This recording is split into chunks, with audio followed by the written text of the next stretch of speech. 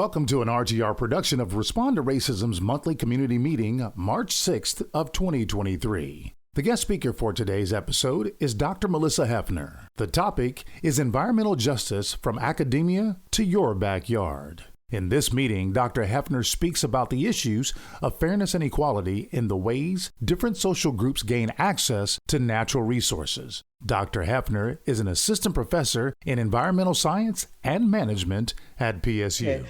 Good evening, everyone, and welcome to the March meeting of Respond to Racism. I'm Ada Ejikeme. I'm the prodigal member of the planning committee, and I'm so glad that you could all join us. Tonight, Jeremy Watson will be reading the land acknowledgement. Thank you, Jeremy. Thank you, Ada. Today, I would like to honor the people whose lands we live on. The Molala, the Cayuse, the Tualatin Kailapuya, or Atfalati, Willamette Tumwater, Wasco Wishrum, Clackamas Chinook, and the other Chinook people of the Willamette area. We acknowledge those tribes as the original inhabitants of this land and recognize that we are here because of their forced removal from their land. Land acknowledgements are more than just explanations, name-checking the tribes and native nations whose lands we occupy. That is not enough. These statements help demonstrate respect for and awareness of the enduring relationship between Indigenous people and place. Acknowledgements do not exist in a past tense or in a historical context. Colonialism is a current, ongoing process, and it behooves us to seek and to build an understanding of our present participation in it. Thank you. Thank you. Thank you very much, Jeremy. It's very important to pay attention and to remember why we're here and how we came to be here, to respect and honor the original landowners. Especially for this meeting, we like to start with taking a look at the goals of the meeting, the mission of our meeting. And so the mission is to empower and educate Lake Oswego residents and institutions, to empower them with the tools to combat racism in all its forms, and to make Lake Oswego and Oregon and our United States a better place to live for residents of all races and ethnicities. And I'm going to just read some acknowledgements and express gratitude to last community meeting speakers, Bob Henderson and Jocelyn Jolly. The topic was Achieving World Citizenship. Thank you to Bob and Jocelyn. Also to acknowledge and thank Catherine Phelps for the story time, for all of the story times, especially this evening. This was great, and I hope that some of you were able to attend. Also to thank and acknowledge Mary's Woods for hosting the BIPOC Women's Speaker Series. The last speaker, Tracy Lamb, is scheduled for March 23rd at 7 p.m. It's available by live stream if you're not able to attend at Mary's Woods. Thank you to Elo for Love for posting the tribute to Willie in the Elo review. And Willie, I'm sending hugs and kisses also to you this evening. And to also acknowledge and thank the Gloria Brown Scholarship Committee, Jason Batiste, Terry Kramer, Phil Weiklund, and Connie Romansky. All right. The conversations that we have in this space are often fraught and emotional, very sensitive conversations. So we like to establish some agreements, the ground rules for this conversation. The first one is be brave, share ideas, ask questions, and engage in conversation with each other. We ask that you let others speak, respectfully listen to understand, and be open to new ideas. Share your unique perspective and speak honestly. It's so wonderful and so important to hear from other people so that you're exposed to their different perspectives and so that they're exposed to yours as well. So please do speak and share your perspective. Critique ideas and not people. Ask clarifying questions. Respect each other and value everyone's contribution. And please honor confidentiality.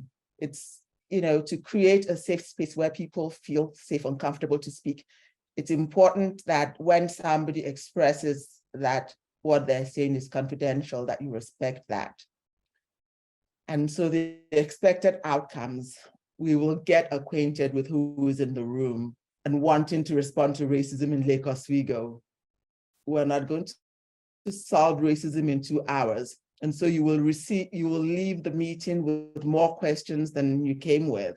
And you will have at least one actionable item, at least.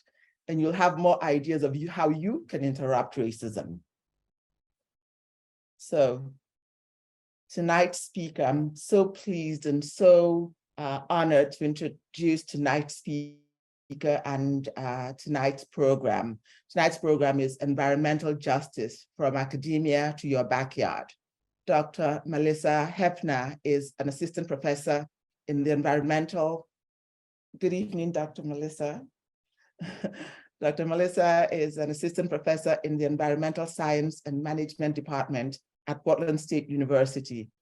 Her ongoing research and teaching commitments investigate water insecurity and justice within municipal water systems and the links between multi-scale policies, infrastructural and environmental concerns, and household behavior. Dr. Hefner received her PhD in ecology from Colorado State University with a specialization in human-environment interactions. She earned her MS in urban studies and planning from MIT. So I'm just so very pleased to welcome you to join us this evening, and we're looking forward to hearing and learning from you. Thank you so much. Thank you to everyone here. I really appreciate Trina and Willie for inviting me and for the whole Respond to Racism crew. It warms my heart to know that so many people are here and are interested in not just thinking and learning about racism, but really facing our own racism that we've learned and internalized through the systems that we have lived in, and to really look at it in the face really honestly and try to work on ourselves as well as our entire environments. So thank you all for being here. I titled this talk Environmental Justice from Academia to Your Backyard because because to come up with more specific and concrete actions for social change, we need more specific language to use.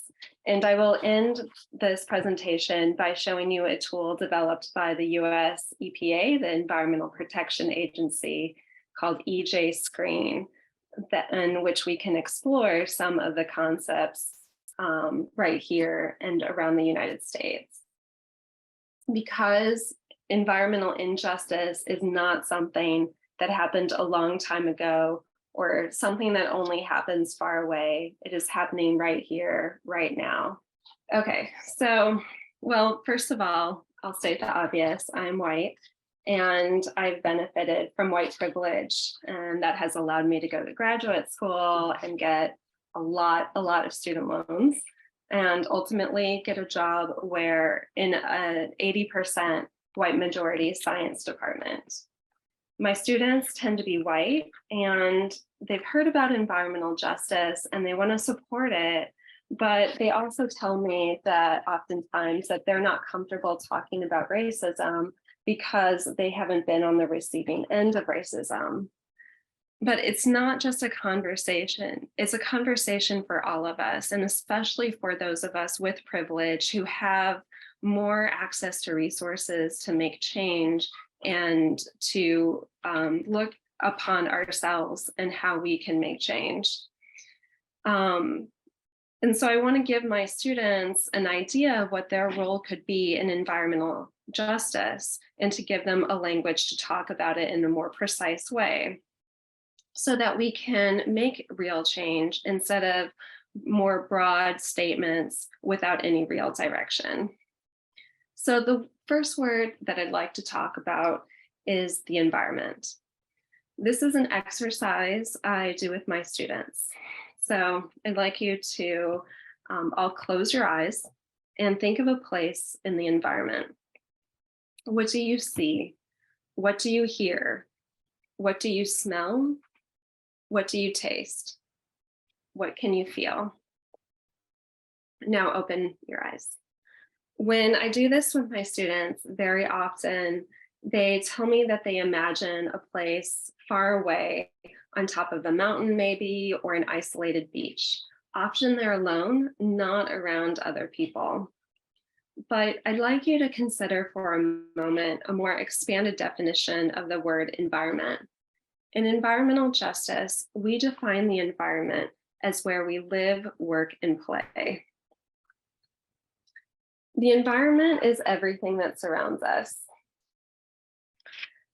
including the built environment. When we think about the environment in this way, we reconnect with all of the raw materials that make up our built environment, as well as all the people that have made our environment. When we consider the built environment, we must look at how our past has shaped how we live today. I'm sure in previous talks, you've learned about the Clackamas and the Mahala and the other tribes and tribal nations that were listed in the land acknowledgement, who were murdered and forced into reservations, specifically in this area, the Grand Ronde Reservation. You've probably learned about Oregon's Lash Law in 1844 that required any Black person to be whipped twice a year if they wanted to live in Oregon, and the racial exclusion covenants that have excluded the Chinese, Japanese, and Black people from living in certain neighborhoods. This one specifically is from Laurelhurst in Portland. And I encourage you to read this citation, The Historical Context of Racist Planning, about Portland and the Portland metro area, as well as in Lake Oswego itself. I was doing some research today, and I was very happy to see that there are people in Lake Oswego who are trying to get the racist language from deeds that still exist in deeds that people hold today. What academics have found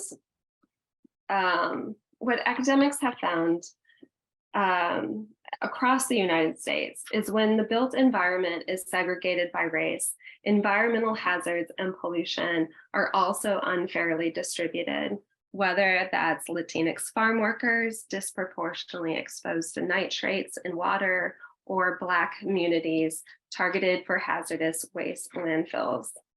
This is what's known as environmental racism. We find statistics like more than half of residents who live within 2 miles from toxic waste facilities are people of color, and communities below the poverty line have a 35% higher exposure to particulate matter emissions, that's air pollution, compared to the overall population. And that number goes up to 54% for Black residents.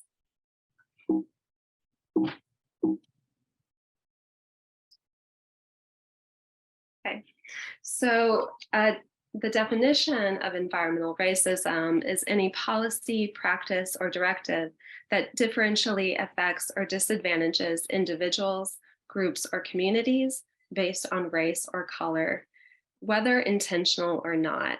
And this is the important part of the definition, is that in many times, communities of color have been targeted for hazardous landfills, but also because of systemic racism and the policies that have been developed, even if it's not directly intentional, that disadvantage, that disparity is still considered environmental racism.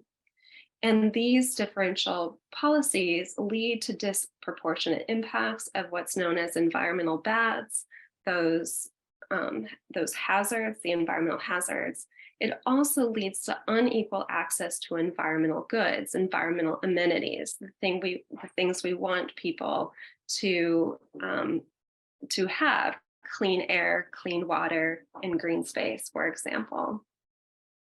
And yet we find these racial disparities. For example, in water pollution, nationwide water systems serving a higher percentage of Hispanic residents are shown to be 3 times more likely to exceed nitrate as systems serving a lower percentage. And right here in Oregon, community water systems in violation of arsenic has had a much higher proportion of Hispanic residents as well. In terms of air pollution, we know that there's an 11% increase in mortality, that's deaths, for every 1 microgram increase in air pollution exposure. Whereas white people like myself, non-Hispanic white people, we are exposed to 17% less air pollution than we cause through our consumption. Black and Hispanic people are 56 to 63% more exposed than their consumption. So we see these disparities in vulnerability and exposure, where vulnerable populations are not producing the pollution, but are being more exposed. And this is happening all around the world and is growing through phenomena such as climate change. There has also been studies that higher air pollution has also led to higher COVID rates as well, because of the impacts to respiration.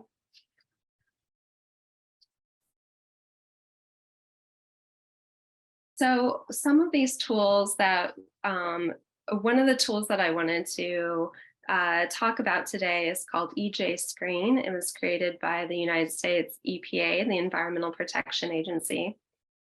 And what it's used for is for communities to look at their own data and research their own communities to see if there are discrepancies between classes and between races, age, and other sociodemographics. And so the tool uses census data, as well as pollution data. And so the idea is that you can take 2 data layers, a sociodemographic data layer with an environmental pollution data layer, and then look to see where there might be higher rates of pollution in areas where there are concentrations of different demographics.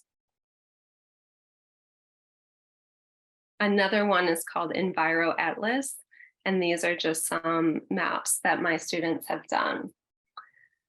So what I'm going to attempt to do is to pull up EJ Screen, and I'm not sure if I had sent a kind of a homework that I give my students. I'm not sure if you have access to this, but I can walk through what this looks like. So if you go to EJ Screen, you can click on this Launch the EJ Screen tool. And so what I put together for my students, I actually worked with the EPA in order to do this, is to look at what's called green spaces. Green spaces are vegetated areas, particularly publicly accessible areas in cities that provide ecosystem services such as urban cooling, air pollution reduction, and carbon sequestration.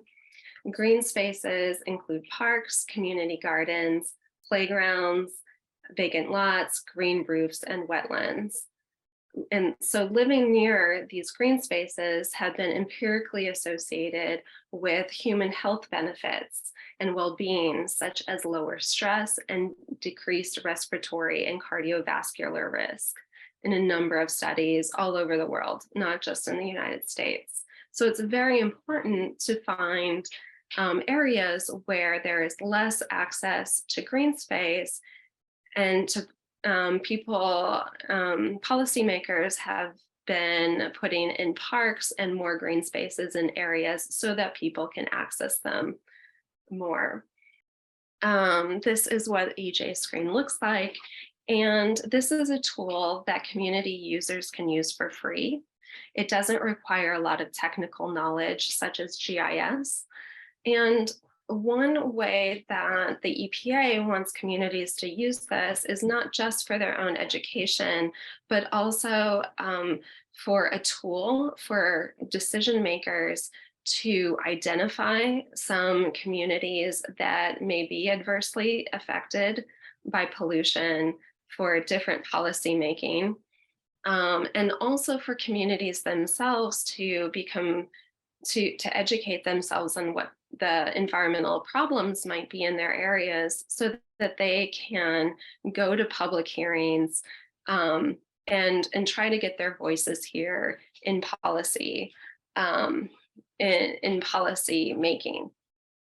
So one thing that we can do is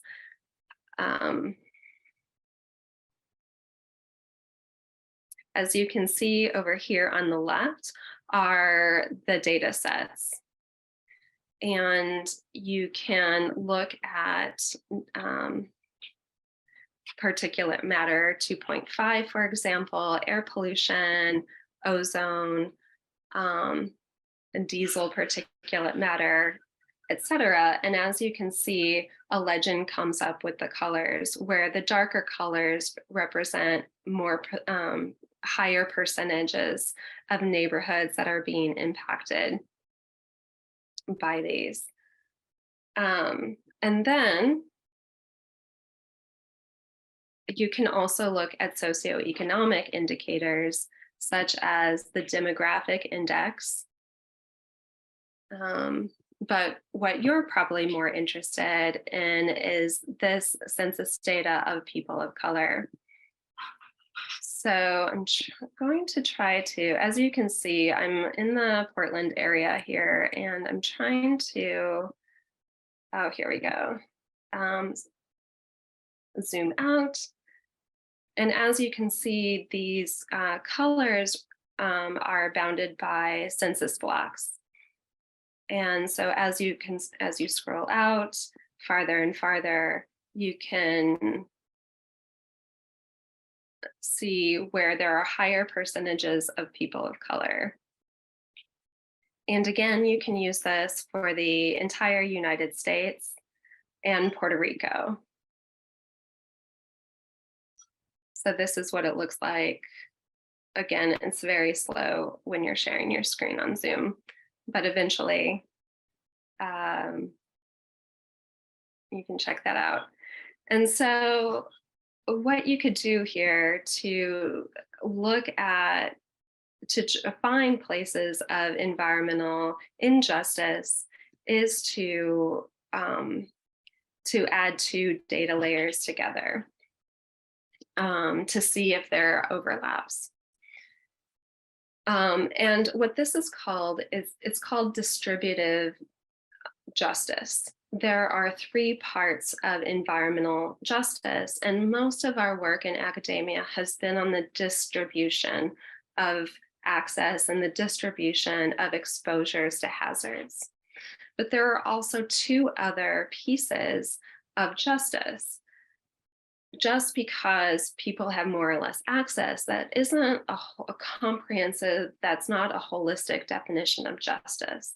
There's also what's called procedural justice, and that's on the part of, that is that stakeholders are represented in decision-making, and they have access to decision-making, they have access to input and having their voices heard. And there's recognition justice, and that is the respect that is given to people, that they are not dismissed or erased from history, that their presence is celebrated in these areas. And so EJ Screen really gives us an idea about about how to think about distributive justice. It doesn't necessarily cover procedural or recognition justice. So in my classes that I teach, we spend a couple of weeks on distributive justice and a couple of weeks on procedural and a couple of weeks on recognition. And the idea is so that we understand that it's not just enough to have these resources, put these resources out there, but we also have to, it's more than that. Environmental justice is more than just things. It's how we live, how we interact with people. So with that, I'd like to hand it over to the facilitators who are going to be facilitating the breakout groups. Hi, everybody. People are coming back. You all look like more educated now and figured everything out. So I can't wait to hear what the sharings are going to be. Great.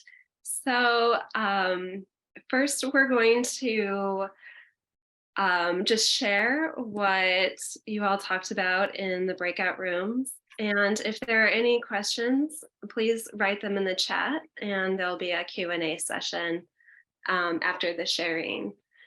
I was told that you all were, one of the questions in the discussion rooms was, what are your definitions of justice? What do you feel is fair? I was wondering if anyone had talked about that in their group, had some interesting comments on justice. We didn't get to that because we were so busy coming up with ways to fix the world. Oh my gosh, okay, let's talk about that. How are we going to fix the world, Jan? Well, we talked about the first two questions of identifying neighborhoods and that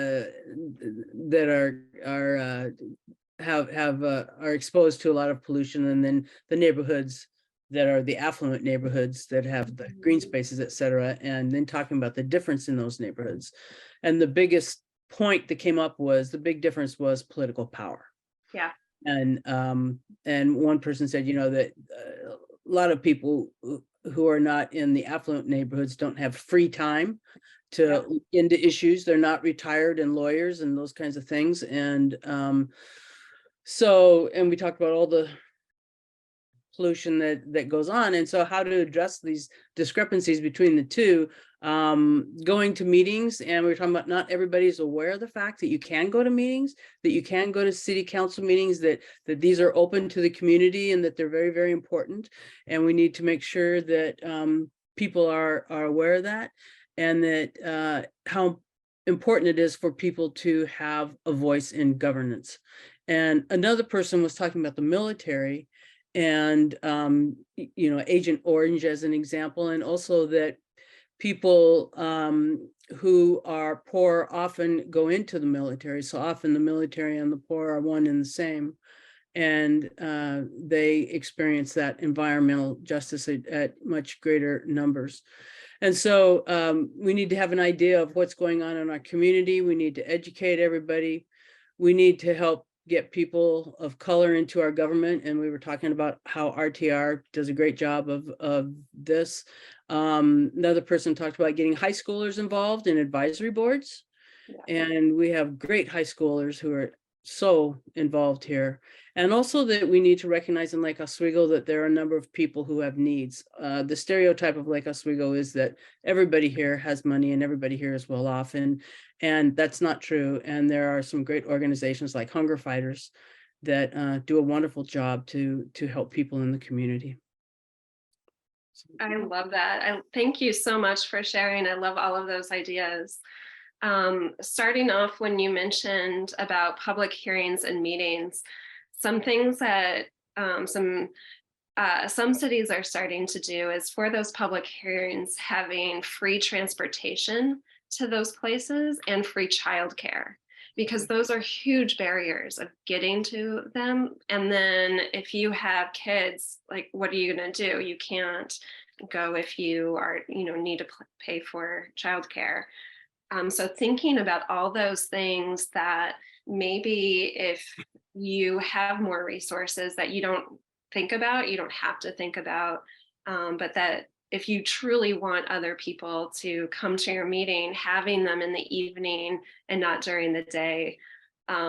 It's a mandate for many government agencies before they make decisions that they have to have a public hearing or a public hearing process. And so often those hearings, they're not well advertised. You don't have a lot of time to comment. And those meetings are, during the day when the government workers can go, but not, regular people. So considering all of those aspects is huge. And about the youth, I love what you said about the advisory board. I know that Johnson Creek Watershed Council, I think, is starting a junior board and are looking for youth to be a part of their board so that the senior board members can train young people to become future board members. Because how do you learn that stuff? How do you learn, finances for a nonprofit or something like that?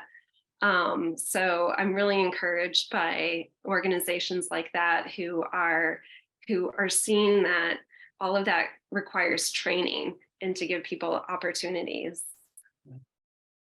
Thank you for sharing. Does another group want to share what you all talked about in your groups?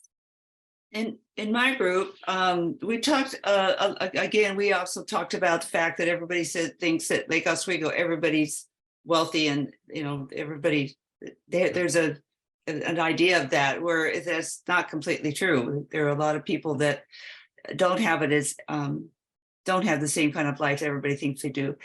And we've talked a lot about the landscape people that come into our community, because we have so many people that have landscape workers come in, and they are exposed to all kinds of things. And we were talking about the blowers and the electric blowers versus the gas blowers. And I know things are not, I know there's been discussions going on in Lake Oswego about that, but that we should be sure that our landscape people are dealing with that and protecting those workers.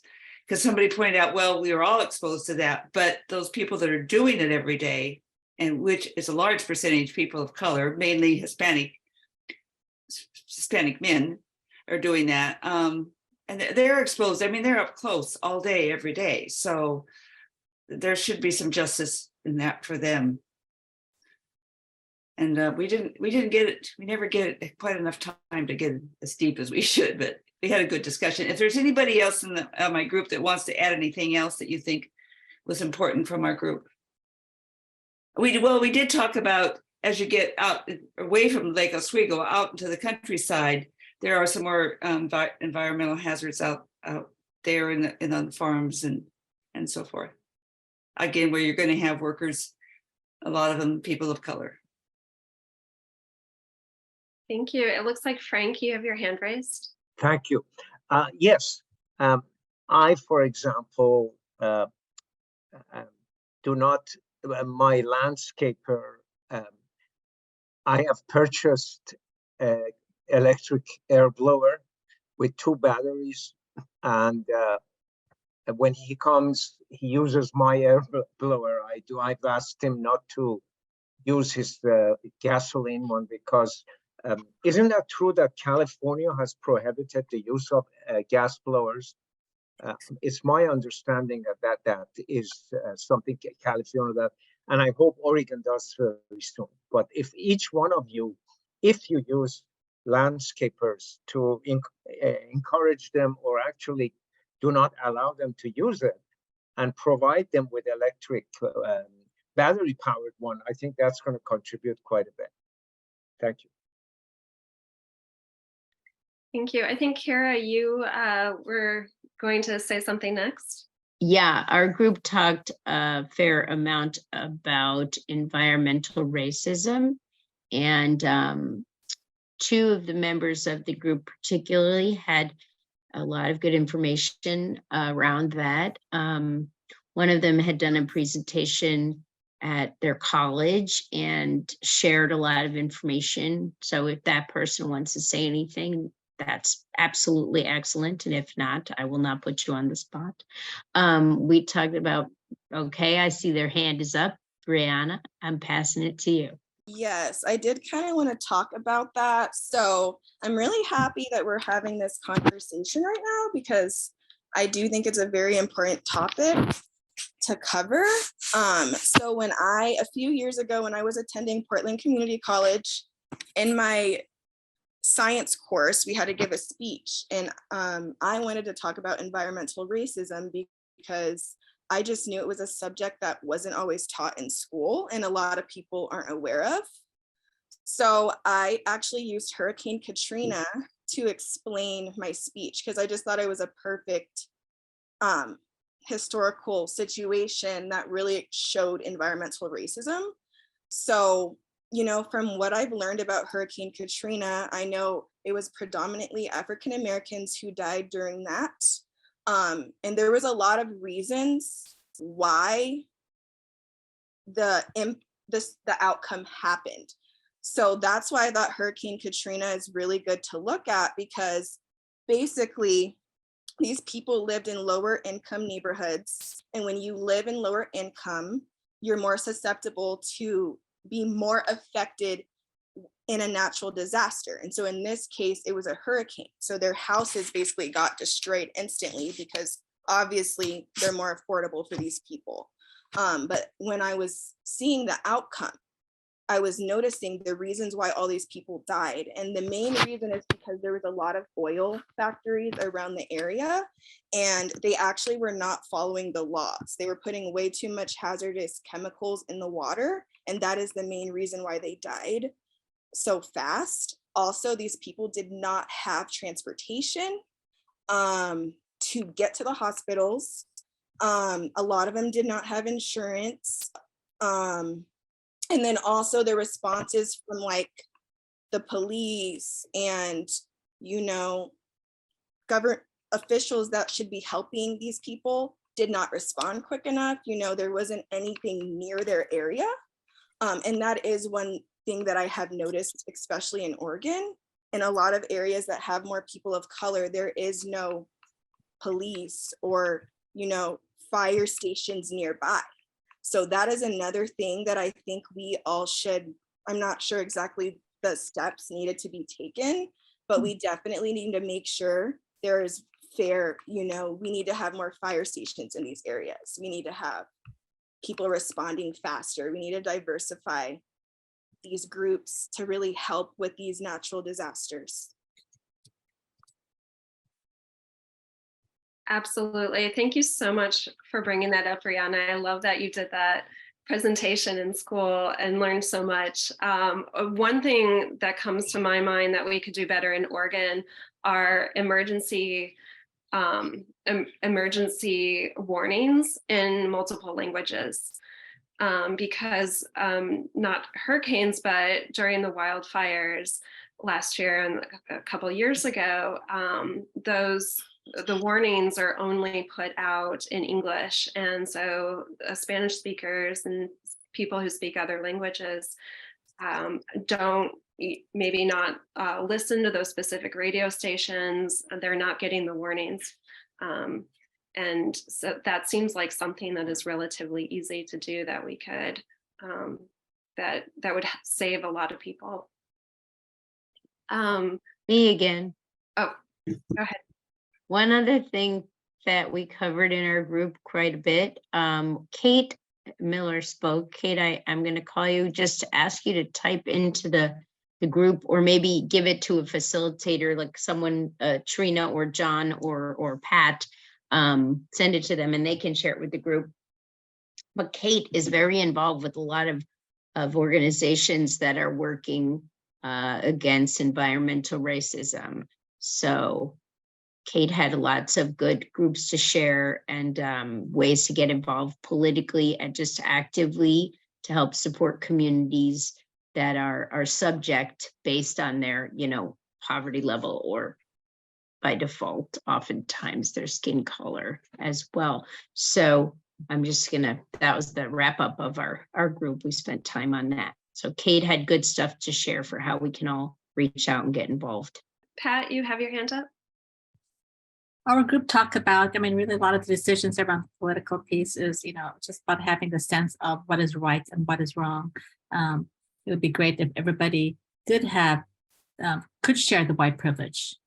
But even then, it's hard to say that, okay, if you work harder, then things will be equal, because it is not a level playing field at this point in time. And it seems like in Lake Oswego, if there's any kind of changes that want to be made, people are mostly concerned about the property value. And that typically kind of comes up in the conversation. For example, if we kind of talk about public transportation, I know at one point they were thinking about cutting less public transportation, but then again, in bigger cities, public transportation is very important in the community to bring the city alive, bringing younger people, helping transport, the elderly. And then we talked about, when there's movement in the city, it becomes more safe as opposed to being very vacant at night. And so, with our public transportation, some others, you can't even find the bus stops in town. Whereas other cities have like really beautiful bus stops, full of artwork. So it just seems like maybe we should use one of our, wonderful sculptures to plant it where the bus stops are. Because, and then, it even needs seating. We don't have seating and shelter at our bus stops as well, but we do need more bus stops, even though TriMet was thinking about cutting them. And then also, the other thing we talked about was the thing that you had posted up were the deeds in the Lake Oswego deeds that have some very racist remarks in there. Someone was talking about their other deeds out in Cooper Mountain that has some things that needs to be changed. It would be great if the city would also pay to get that information changed, because I know people have been wanting to get it off of their deeds, but then they have to pay like over $1,000 to get it changed. So it seems like if the city really wanted to be more inclusive, that they would be stepping up to help people get this done for the community. Thank you, Pat. Those are really great points. Ed, you have your hand raised. Yeah, we hit several different points. We started with two of us had worked in North Portland in the public school system. And so we knew the differences in some of the North Portland neighborhoods insofar as the quality of the housing and also then the environmental issues that existed there.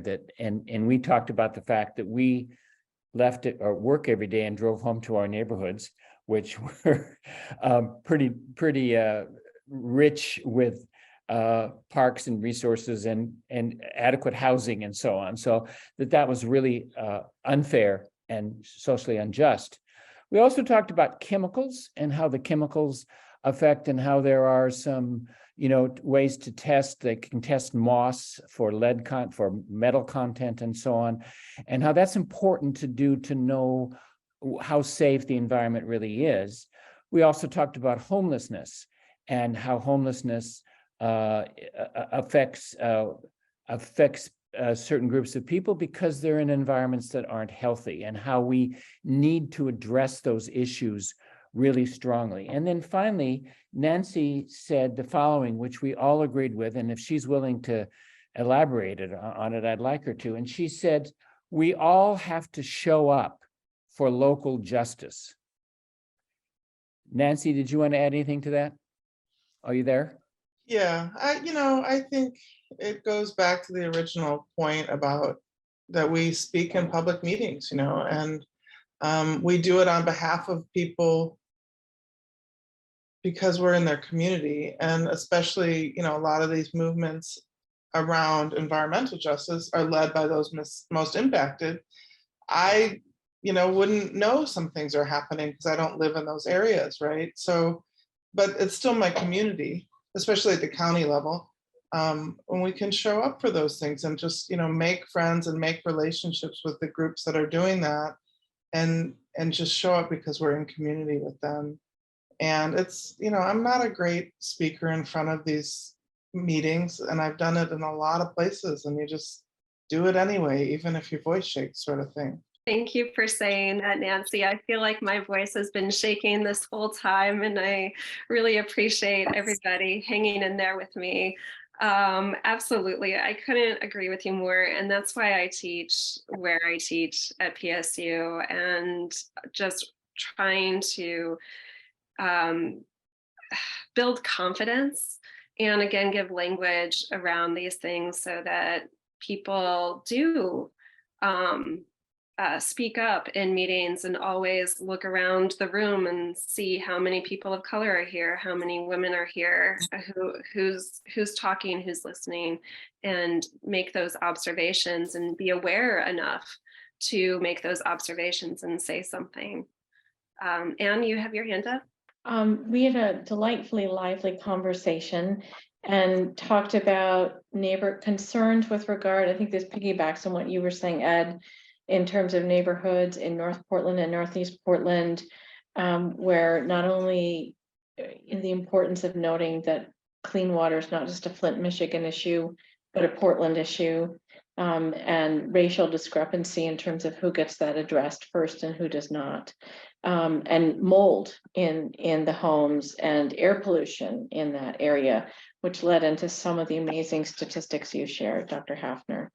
And we talked about the correlation between redlining and who's getting the bad environment. I was trying to use your language of the goods, the environmental bads, right? Or the lack of the goods, the lack of the green space. And then there was a great question, and by one of the folks in our group, when we talked about how does the data collected by the EPA with the EJ tool that you talked about translate into EPA action or policy towards environmental justice. So I don't know if the person who asked that question wants to add, or if anyone else in the groups wants to add, but that was, and in terms of the fairness piece, and we also talked about who gets to show up, who has time to show up, who gets heard, who doesn't get heard, who has the knowledge of the tools or the fiscal advantage to utilize tools to advocate for environmental justice. So I think you did a very adequate job of reframing my question. Okay. Thank you. Okay. Thank you, Becky. Thank you, Judith. All right. So Judith, the question was, what is the EPA doing, basically? Right, you have so much data on that map. I've never seen that before, and it's interactive in a sense.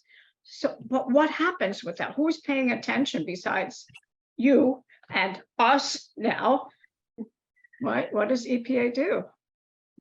That's a fantastic question, and I don't work for the EPA. However, and I do know this isn't just my political opinion, but observation is that it depends on what party is in power in the government, and who the president is, and who is appointed in the EPA. I am encouraged because recently Radhika Fox has been appointed, and the EPA has been doing a lot of amazing work in environmental justice. And the EPA has different regions, and we're in Region 5, and Cheryl Stowe's up in Seattle is the head of our region, and she's an African-American woman who's amazing. And they are absolutely pushing for environmental justice, giving out grants so that communities can build environmental justice and address past harms.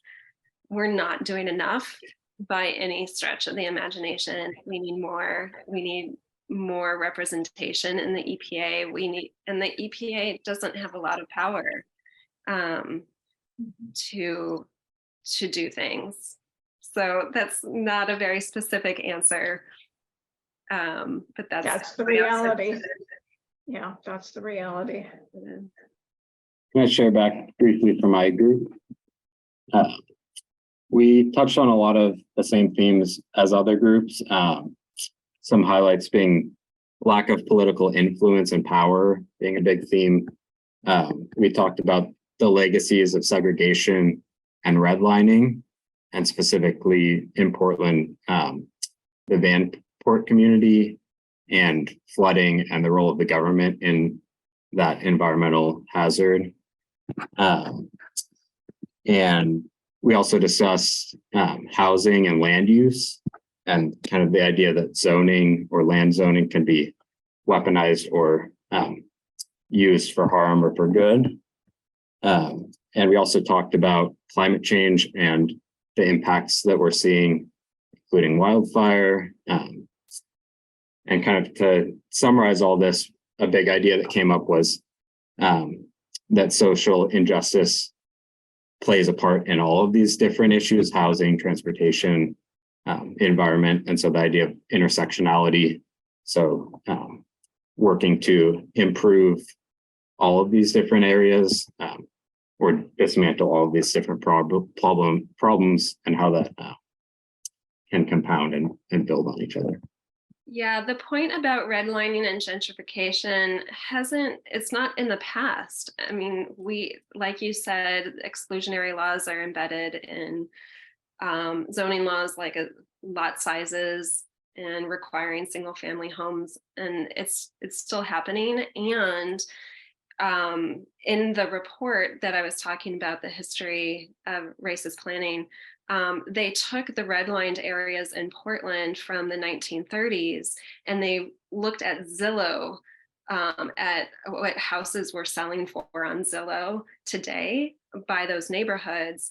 And those same neighborhoods that were, doing well off in the 30s can sell their houses for a lot more now. So all that intergenerational wealth, that potential of intergenerational wealth for if Black families had access to mortgages and were able to buy in those areas, which they weren't, but if they were and were able to, that their children could inherit it, their families would have far, far more wealth than they do today. That has actually been calculated. I don't know the numbers off the top of my head, but scholars have actually calculated how much intergenerational wealth was lost for Black families due to redlining. And and it's not something that has happened in the past that we can just sweep under the rug. It is very current, and it's shaping our lives today. I'd like to make a point that nobody's made that I understand at this point, and it's kind of it's both education and knowledge as basis for problems in our society.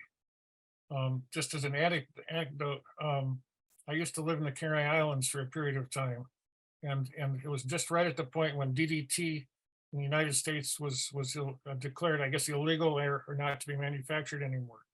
Well, guess what the DDT that was left over got done with? They sold it to third world countries, essentially. The workers, who are agricultural workers that got on the bus with me, were covered in a yellow film all across their bodies, and they were working in the fields with this stuff, and they had no idea what they were doing to themselves. I mean, I talked to some of the people in the community, and they had no idea what had happened historically, because they didn't have they just were told this is something that will help them. And so they bought into it in that sense. And in that same sense of talking about like gas tools versus electric, or chemicals used in our yards, so forth and so on, I would say that the need for education if you're going to have people who are designated as caretakers of property, be educated to the dangers of pesticides and of various growth elements, and also what the overuse of things are. I just read an article on phosphorus and the historical damage it's going to take. We're going to go into another phase that'll be part of the whole degradation of the earth if the phosphorus question is not somehow put into check somehow. So that all these things of knowledge coming into focus because most people just don't have access or time to understand these. So we need to be able to communicate these things in a broader and wider sort of way to the communities totally, whether they be privileged communities, underprivileged communities or not. And also that education is the keystone of that. And education is going up in terms of price just overwhelmingly. So we have an enormous problem in that regard as well. So those are just throwing out a whole package of different things.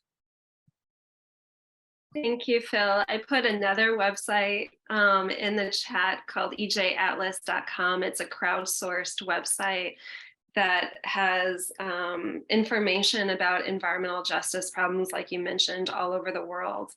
And yeah, I didn't even touch on that. But it's our consumption, right? That's to blame for a lot, not all, but a lot of what you were talking about too. Right, exactly. Our unknowing consumption, meaning we use something, think it's good, quote unquote, but in fact, it has many aspects that haven't even been explored necessarily, let alone bad ones we already know. Absolutely. Cheryl, you have your hand up? Yeah, I joined the conversation late. I had trouble logging on, but so sorry about that. But so has anyone mentioned like affordable housing? Because I know moving here from a suburb north of Chicago that's a lot like Lake Oswego, there was a lot of pushback on how much, and it was supposedly required by the city ordinances that 10% maybe of new construction had to be affordable. So the question is, what's affordable? And the other question is, there were families, we were talking, somebody was mentioning people who inherit maybe their grandparents and then their home, but often those young couples, they can't afford the property taxes. So they can't even afford, they might have the house and it might be paid off, but property taxes are crazy too. So that's another thing. So that's all I have.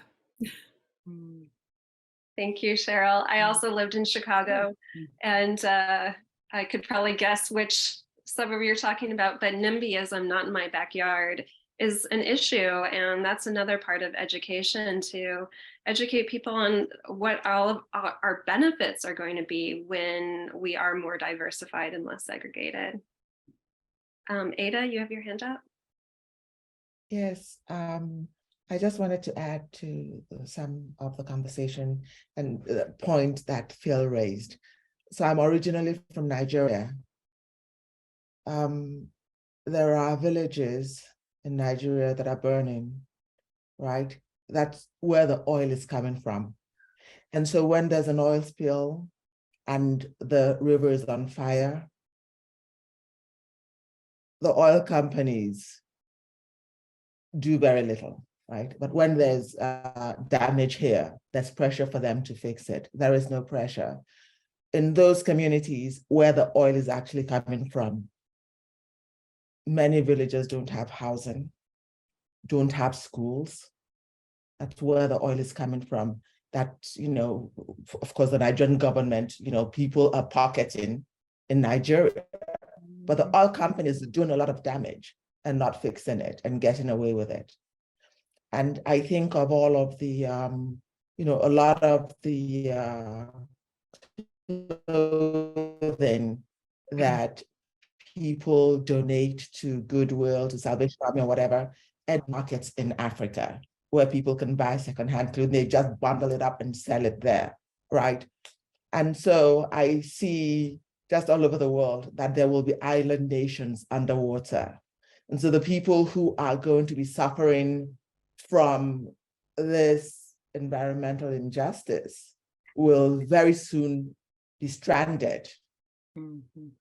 And I remember just one very last thing. In Nigeria, there's this ceremony that women go through, and they wear tusks right? Ivory, ivory elephant tusk, they wear ivory. And it's a very prestigious thing that women do at a certain age. And so there's a huge push to ban ivory because in the West, ivory is, you don't do it. Meanwhile, people are thinking we need food. What we need in these parts of the world, food, clothing, housing. We don't actually want to talk about ivory. So anyway, I just wanted to add that little bit. Thank you so much for this. This is really very interesting. Thank you for that comment. Thank you. The part about ivory of what you said is recognition justice. It's not just the distribution of things and procedural, but it's also the recognition that some communities have, celebrations and rituals and things like that that are different than us, that might be in conflict with some of the Western ideas of sustainability. And we just have these one-size-fits-all policies. But for true recognition in what you were saying, they're sometimes one-size-fits-all policies aren't helpful. Dawn, did you? Sorry, I know I'm trying to keep up with the raised hands. I think Connie's had her hand up for a long time, Melissa. Sorry, Connie. Yeah, I just wanted to go back to what Phil was saying with the education. We don't need Roundup. There's so many non-toxic things we can do in our gardens and everything. For instance, I just plant garlic in the rose garden, and that, the aphids will not come, and so I think that's just, I just know a few, but I think if people could turn to natural resources to get rid of pests, it'd be better also for them and everything. And then one other thing, every time I've lived in a few cities, and every time there's a Black community and it's a really nice neighborhood, tree lined and all of that, they build a freeway right through it, and that's really important to recognize also. Oh yeah, I-5 right here in Portland. They built it right through, built Emmanuel Hospital, and now there are lots that are still cleared from those homes that were displaced, and they just never built on it. They displaced it. You're absolutely right. I didn't know the trick about garlic, though. I'm going to try that with my roses. Thank you. I was going to tell people that I was in Ed's group, and we had a phenomenal resource in Sandy. Sandy, can you tell me the group that you work with for Clackamas County? What's the name of the group? Do you mean me, Jane? Yes, I do. Yeah, well, I'm part of Showing Up for Racial Justice in Clackamas County. There you go.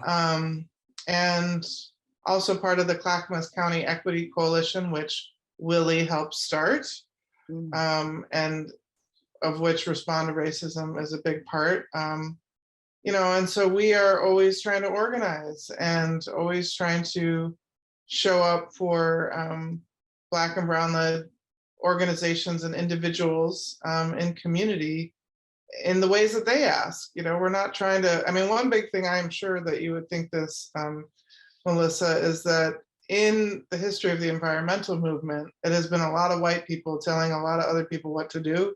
And I do see that shift finally happening because I work in conservation. I see it happening. I think many of us recognize we're not going to help save this planet unless we really listen to the indigenous folks, especially who currently have 80% of the lands that are being held in stewardship, across the globe.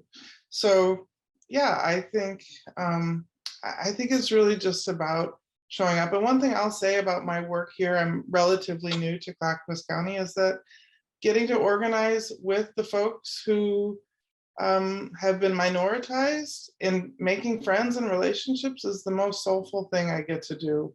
I'm afraid it's not my job. It's my organizing work that makes me feel like that's my antidote to despair, especially around these big, big things like this environmental stuff we're all dealing with. So one of the things that I'm going to add this, because Nancy said it earlier, was she said a lot of people who would like to go to meetings, who could speak well for themselves, don't have transportation and don't have childcare. Well, I could do that. I would be happy to do childcare. I would be happy to do transportation. Well, Jan could drive them. I'd do the childcare. And that would be something that I would identify. If there's anyone who has that issue, I would be happy to do that. I'm a good child caregiver. Jan's a good driver. So, but simple things like that. If that keeps people from going to meetings that should be speaking, we should cover that. That's easy to do. Simple things. So I have a question. So while I'm unmuted, isn't there's a plan for some affordable housing out on the Merrillhurst campus? I don't know what it's called even at this point. It's called Mercy Housing. Okay, so what's going on with that? Anyone know? It's being funded by the nuns on campus, and the objective is to be able to live and work in the community, able to live in the community that you work in. They're the people primarily who work with the different occupations associated with Mary Wood, right? Mary's Woods. I think you'll have to apply to qualify for the housing. Okay. I can't remember all the details, but I think Is that's it, what you have to do. is it officially in West Lynn then, or? I guess we'll go. It's like Oswego because the city was the one that approved the plans. Okay. And there's a Mercy, it's a company, and they also have a project that was successful outside of Seattle. Yeah, but by the way, there are 2 other affordable housing complexes that have been approved and are going into Lake Oswego on Boones Ferry Road. One is a Habitat for Humanity community, and across the road is another community that is actually will be done by Metro. Metro bought the property and will develop it into a affordable housing complex. And one of the things that's sort of interesting about that, which I think all can do, is I testified at the city council on behalf of the one of those pieces of property being converted to affordable housing. And the evening I did, I was the only person in favor. There were a whole line of people on the other side, and the NIMBY thing is a real problem, not in my neighborhood. And that's something I think we really have to push back on. Both those did get approved though. So even though there was a lot of opposition to them, and they will be starting in 24, I think, 2024. Some of us on Respond to Racism, including Carol Lee and Willie, participated in the meeting with Metro to come up with a proposal for the development. So I think they're in the process now. People are starting to, organizations are starting to put their bids together. Nina? Yeah, I was part of the interest stakeholders group or something. I forget what they called it, about the thing on the affordable housing on Boones Ferry Road. And I'm really glad that there is going to be affordable housing on Boones Ferry Road. My thought, and it is in my backyard, my thought is that they chose this piece of property, again, that was not prime property or a good place for people, for families, for low-income people. It's on a busy street. The public transportation is abysmal in that area. There's no parks close by. There's no sidewalks to get to schools or to the parks. And it's on Boones Ferry, which is a very busy street. So as as wonderful as it is that Metro and everybody has decided that they're going to put in this affordable housing, it's also in a place that's not a place that would be desirable for some of the higher income people that would want to build a house there.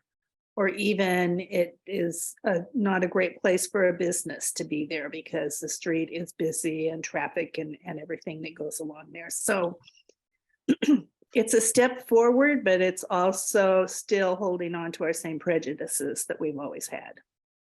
So Mina, is that an empty lot there, or? It was a lot that the city bought to use as a staging site as they did the redoing and upgrading of Boone's Ferry Road.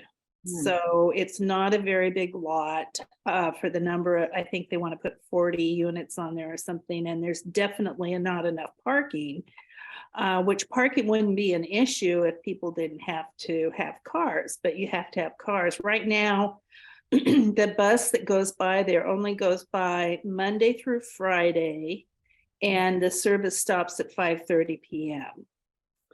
So if you have a job downtown and you can get home by 5:30 p.m., you're doing just fine. And you don't have to work weekends, which, you know, a lot of Lake Oswego people don't, but a lot of people in service industries do have to work weekends. So, yeah, right. Well, thank you, everyone. I think we're a little past time. I'm so impressed with all of the ideas that you've all presented, and you are so knowledgeable, and I'm so glad that this organization exists. Thank you again, Respond to Racism, for inviting me. I believe I'm supposed to hand it over to Dawn at this point. Hi. So thank you so much, Melissa. This was just terrific. Not only, you know, sharing of information, but all of the discussion and that it generated, and hopefully action as well. So thank you so much. This has been just great. I just wanted to mention next month we will be continuing to talk about environmental justice. We have a guest speaker, Dr. Randy Woodley from the Elohei Center for Earth Justice. And the working title of his presentation will be Indigenous Spirit Weaving Justice in a Wounded Land. So please sign up for that, register for that. And this is part of the Elo Reads events, one of the events. In April, we'll be reading The Seed Keeper by Diane Wilson. And so please participate in that as well. And I'm going to hand this off now to Jack Halsey and Ali Molin. They're from the Oswego Watershed Council, and they have been so generous in helping us with the meeting tonight, and wanted to give them some opportunity to talk about the work of the watershed councils and how you can get involved. Thanks, Dawn. Hi, everyone. My name is Jack Halsey, and I'm Executive Director with Oswego Lake Watershed Council. Ali, do you want to introduce yourself too? Hi there. I'm Ali. I'm the Education and Outreach Specialist with the Watershed Council. So Oswego Lake Watershed Council, we're a community-based organization, and we work in Lake Oswego to manage and restore natural resources. And a lot of the work we do involves working with community members. So we have environmental education with kindergartners all the way up to college students. And we also work with public and private landowners to improve natural resources. We have a number of opportunities for community involvement. And as we grow as an organization, we're starting to shift more towards looking at environmental justice outcomes as part of how we design our work. So in terms of opportunities to get involved, we have an equity action team that meets monthly to discuss implementing equity work into the work that the Watershed Council does. A lot of that recently has been working to strengthen our relationships with Indigenous community members and rights holders, tribal entities. And so we started working more with First Foods. So looking at the plant communities and the foods that Indigenous folks utilize and have utilized since time immemorial in Lake Oswego, propagating those foods such as camas and Oregon white oak, and also trying to build a better understanding within the Lake Oswego community of the value of these ecosystems and these foods. We also do public events. So with the LO Reads activities coming up next month, we have 2 public tours at Westlake Oak Woodland that we'll be leading, looking at plant identification and first foods and connecting that with themes from the Seed Keeper. And we also have tree surveys, trying to get a better understanding of the tree canopy within Lake Oswego and the benefits it provides, and also looking at areas that are lacking tree canopy in Lake Oswego, and looking at setting up volunteer activities or restoration activities to plant trees and shrubs and pollinator plants in those areas that are may have been divested from. We also have a land use committee that is looking at land use specifically in the city. So how can we improve environmental outcomes and land use outcomes, as well as improving more access to affordable housing. So that's kind of a brief overview of the different activities we have going on, but please reach out to us or visit our website, oswegowatershed.org, to check out all of our opportunities. And if you have a specific interest, feel free to reach out to us and we'll connect you with something that that meets your interests. And then I see in the chat, we have some links being dropped on local organizations or initiatives. So Follow the Water is a great one. Dr. Hepner mentioned Roy Ely, who volunteers with Johnson Creek Watershed Council. He's also a key component of the Follow the Water campaign, which is looking at improving water quality through behavior change. So reduction of the most toxic pesticides and herbicides in the community. They're also looking at building a culture around appreciating and caring for water and land. And they have a great video series that I recommend on that website. Anything else, Ellie? As far as resources go, I'll just add one more. Oregon Water Futures does a lot of work in Oregon around water access and affordability, and sort of examining those longstanding disparities in water resources and engaging lower income folks in rural communities of color. And also renters' rights. They provide a lot of education around for renters, and just increasing awareness around clean drinking water and providing more access to that. And as far as our Watershed Council goes, just in the context of this presentation, we, while we don't really address potable water systems, we do address watershed health and watershed ecosystems, and we interact a lot with the health of the natural areas and exploring ways in which people can feel more connected to their environment. Yeah, when you think of Lake Oswego and a number of small creeks that fork it, including Springbrook and Lost Dog and Blue Heron and et cetera, some of those ecosystems can get kind of overlooked, but they are really critical habitat refuges for wildlife and are also sensitive to like household chemicals and pesticides and runoff. So just a good action item to start with is just to get to know your watershed. And if you're from Lake Oswego, we are made up of 3 different watersheds: Oswego Lake, Tryon Creek, and Tualatin River. And just one more thing, someone in this group mentioned they use garlic mustard in place of Roundup. And that is an example of something we totally want to increase awareness around, those alternatives to chemicals that could end up in the water supply, just providing alternatives and education and stuff like that. But thank you to Dr. Hefner for presenting and providing this information. And thank you to Respond to Racism for providing the space and just all of the important discussions that are taking place. Okay, thank you everybody for coming, and tune in next month and all the time in between. Thank you. Thank you so much, everyone. Have a good night. Good night, everybody. Good night, everybody. For coming. Thank you. Yes, thanks, everybody. Bye-bye. Bye.